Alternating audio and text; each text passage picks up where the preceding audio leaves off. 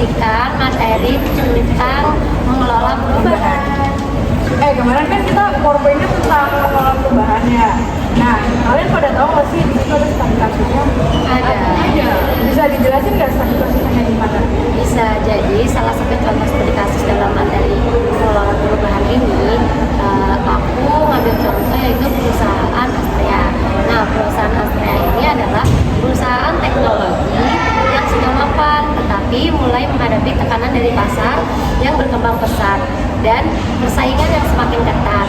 Nah, perusahaan ini menyadari bahwa mereka perlu melakukan perubahan organisasi atau bisa disebut dengan mengelola perubahan tersebut. Nah, terus perubahan organisasi ini harus dilakukan secara signifikan untuk tetap relevan dan berdaya saing di pasar yang terus berubah. Dari studi kasus tersebut ada nggak sih tantangannya? Ada. Apa sih tantangannya? Ikut aku jelasin. Tantangannya itu perubahan teknologi. Teknologi itu berkembang dengan cepat. Perusahaan Astra harus beradaptasi dengan perubahan ini untuk tetap menghasilkan produk dan layanan yang inovatif. Kedua, birokrasi.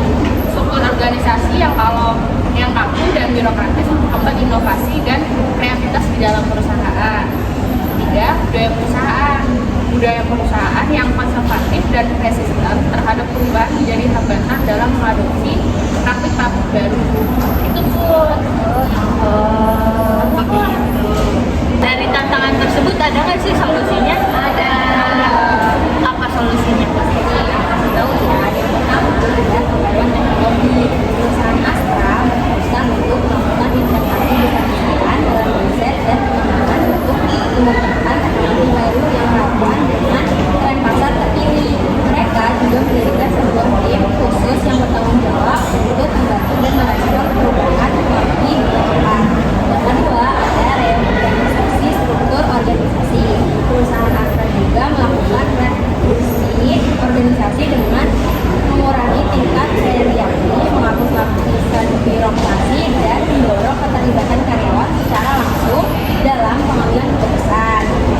Mereka menggunakan model manajemen yang lebih terbuka dan kolaboratif, pembentukan budaya perusahaan yang berorientasi pada inovasi.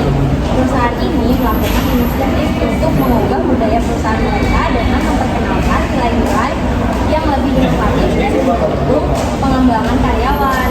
Mereka juga mengadakan pelatihan dan workshop reguler untuk meningkatkan keterampilan adaptasi dan inovasi karyawan. Dari tantangan dan solusi tadi tuh gimana sih cara implementasinya? Nah, implementasinya yang pertama itu komunikasi. Manajemen Astra secara terbuka perlu berkomunikasi dan berhubungan dengan memastikan tugas dan mereka dalam yang kedua yaitu pemimpin